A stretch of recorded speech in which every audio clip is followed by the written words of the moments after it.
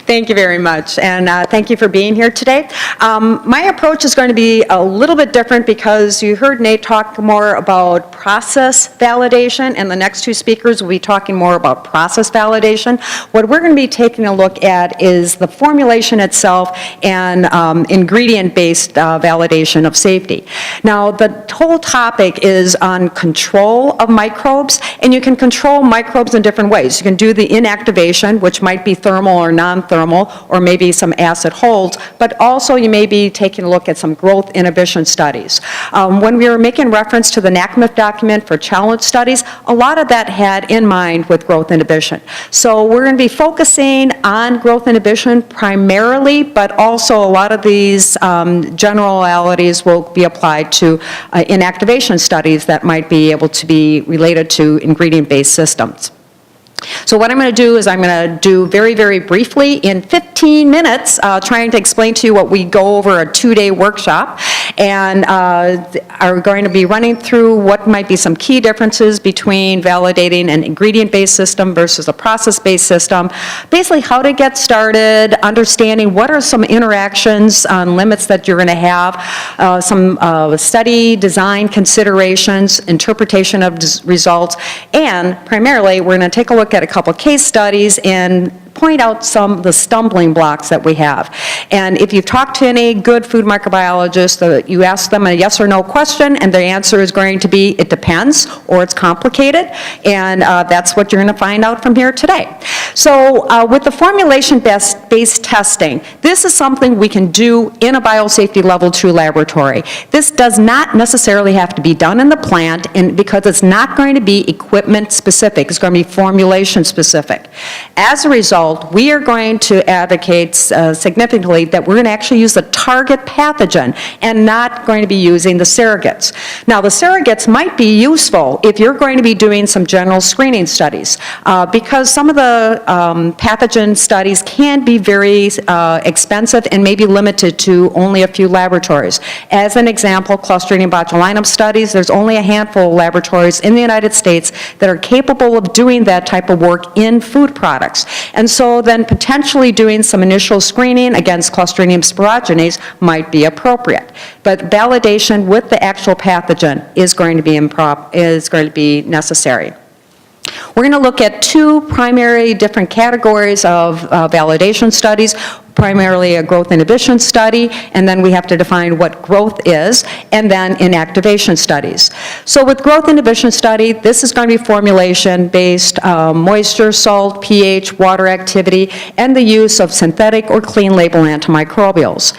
If you're looking at inactivation studies that are ingredient-based processes or ingredient-based systems, we might be taking a look at acid content in perhaps a salad dressing, or maybe you have some other kind of good antimicrobial that's in something that will cause a decrease in number of cells, or perhaps you're looking at a chemical surface treatment to inactivate cells such as Salmonella or E. coli.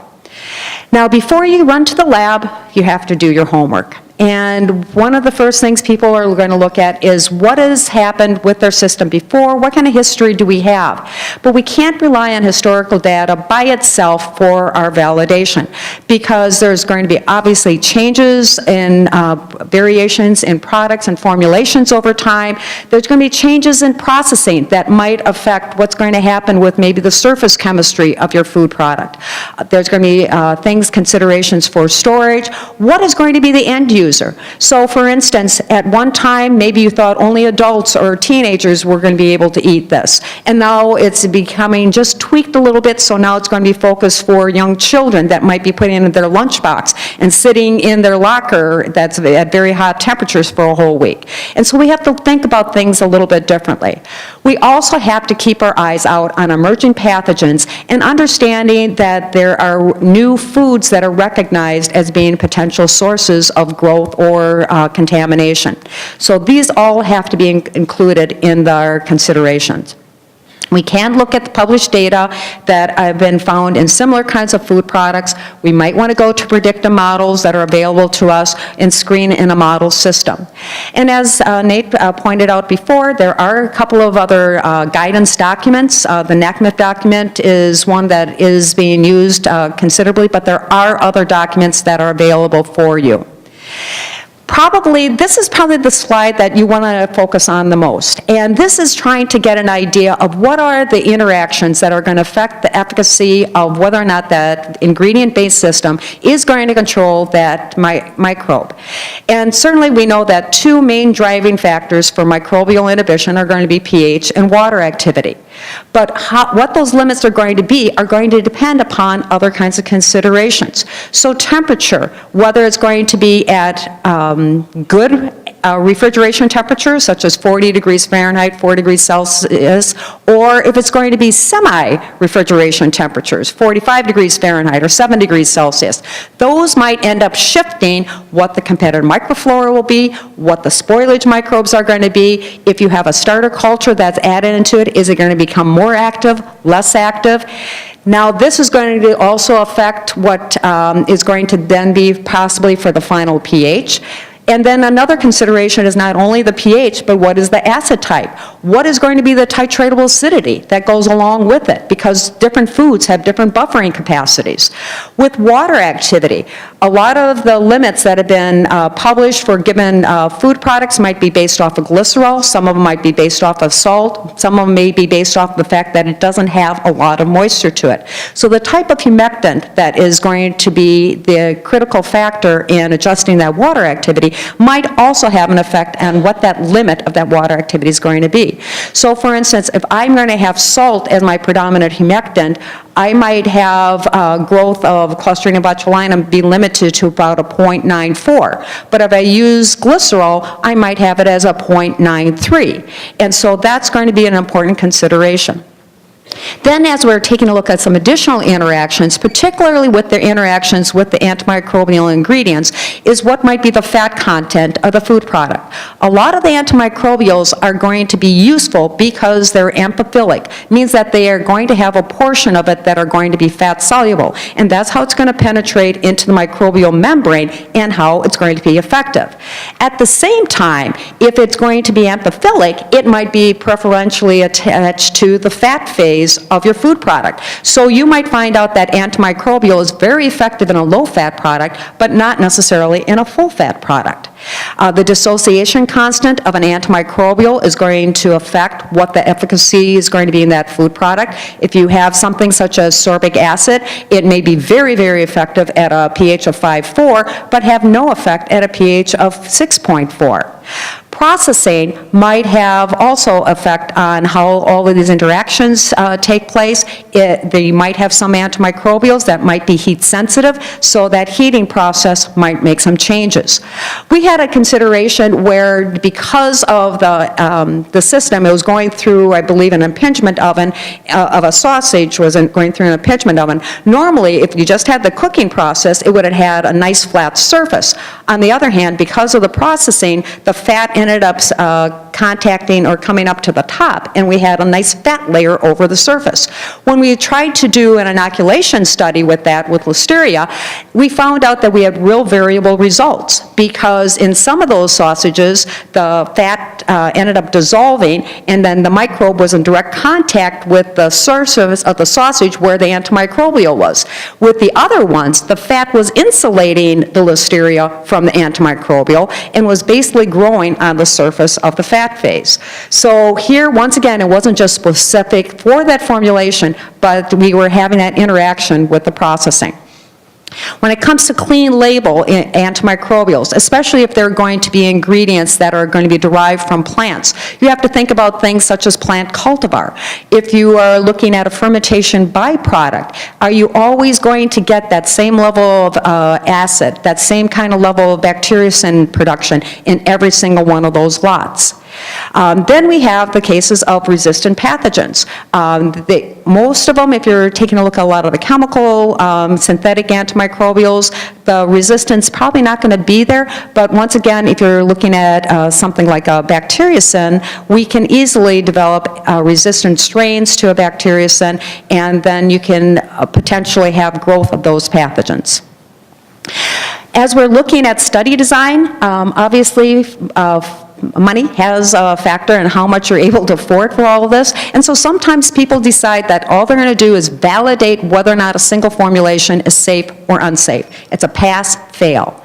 It might sound like it's a very good idea to save money at the onset, but if you end up getting a failure, what is your backup plan?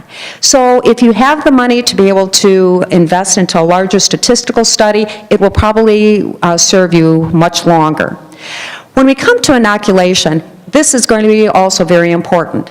When we're looking at the type of strains we're using, we're going to be trying to isolate things or find things that came from foods with similar kinds of environments, such as something that was originally associated with a cheese, we want to put back in a cheese study. If it were from an acid environment, we want to put it in that way. So we're trying to get that kind of strain selection along with the environment.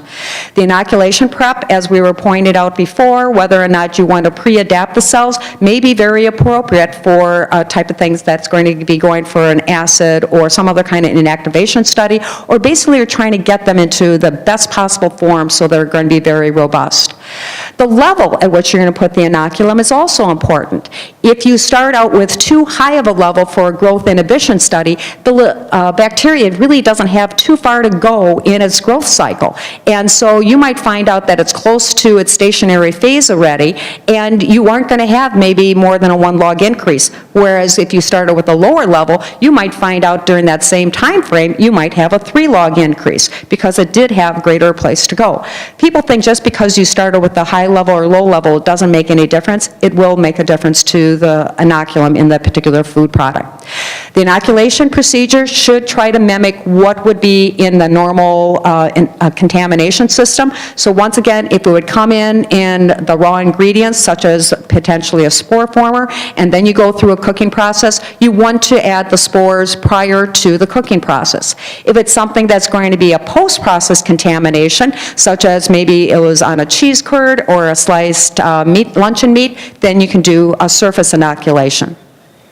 Storage, time, temperature, and testing, also critical factors. We also need to take a look at what kind of atmosphere it is. Most of our microbes or pathogens are going to be facultative bacteria. However, they can potentially grow better in one kind of condition versus another. And then we need to have the appropriate controls, whether they're going to be positive growth controls or negative growth controls, and certainly replication is going to be important. So as we try to interpret the results, what are we looking at? Probably one of the bigger stumbling blocks is going to be the effect of indigenous spoilage microbes. And what we don't have control over is what those microbes are going to be from lot to lot of base ingredients. And so depending upon where your supplier comes from, you might have different microbial flora, some of which may be competitive to your pathogen and some of them won't.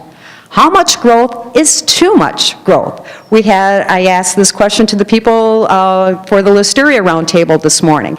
And in one particular case, they were looking at no more than a half a log increase of Listeria at 5 degrees Celsius. The other one was no more than a 1 log increase at 7 degrees Celsius.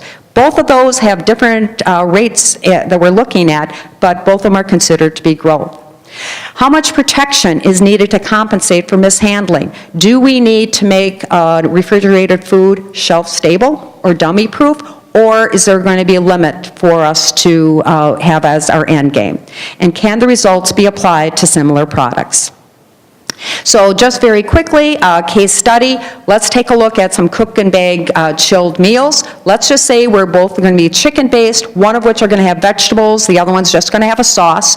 Well, we decide that we're going to add a secondary barrier to protect against temperature abuse. We did some preliminary screening, found some clean label ingredients that were good against Clostridium sporogenes. We said, okay, we're ready to go. We're going to validate this with Clostridium botulinum. We're going to do both proteolytic and non-proteolytic Clostridium botulinum spores, one that'll grow in refrigeration temperature, one that's going to be better for out of refrigeration storage. We're going to do a cook in the bag, and then we're going to have a variety of temperatures, and we're going to do a vacuum seal test for toxin. Well, as we found out is that when we were looking at this for 8 weeks at 5 degrees Celsius, no growth of any pathogen, we say we are good to go. Then we started taking a look at some variation. Even though they're both technically cook-in-the-bag meals, they're both chicken-based. Meal number 1, we find out that it inhibited toxin production from the control without antimicrobials, but the antimicrobial treatment actually supported growth when the temperature is over 5 degrees Celsius. When we took a look back at what happened with this, we found out that the antimicrobial was able to inhibit the spoilage microbes. And without the antimicrobial, the spoilage microbes grew, dropped the pH, competed with the Clostridium botulinum, and that food product was quote-unquote safe. Can we rely on that indigenous microflora to keep that safe? And my guess would be probably no.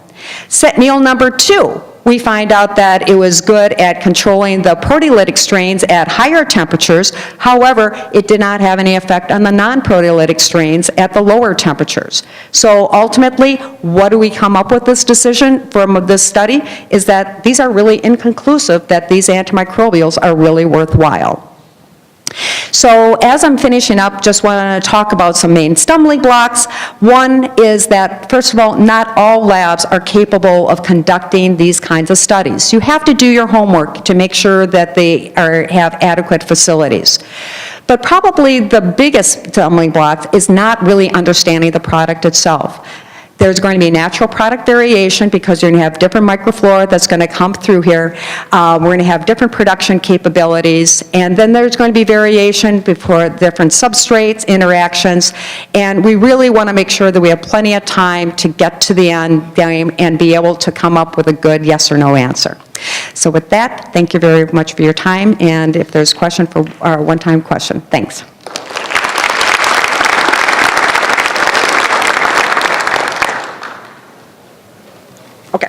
Questions? Okay. I got a question. I'm over here. Kathy, look over here.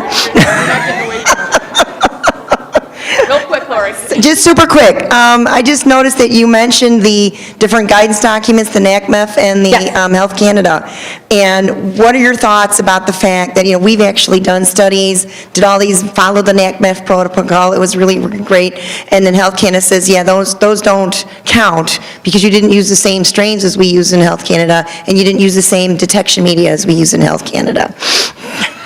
I will try to do as much as I can to help out Health Canada, but the thing is, if you can provide some good justification, I think that I would go and try to provide that justification that it's going to be okay. I ran into the same thing with Clostridium perfringens. I do not use exactly the same 3 strains as what ARS does, but I have demonstrated that it will still grow under the same conditions that ARS 3 strains do. So it took a little bit of discussion, but I was able to demonstrate equivalency.